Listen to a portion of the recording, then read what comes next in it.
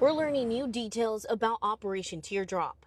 This was a coordinated, multi-jurisdictional investigation that focused on identifying and arresting the predators who believed that they were purchasing children for sexual favors.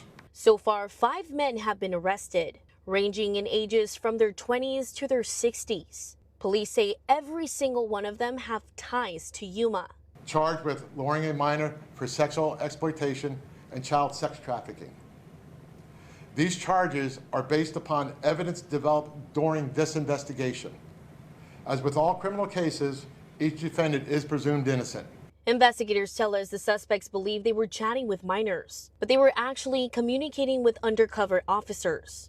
Over 4,500 messages were communicated back and forth. There was a total of 8 agencies and non-governmental organizations that were involved in this operation. And police will not be revealing the suspects' mugshots at this time. They didn't really tell us why.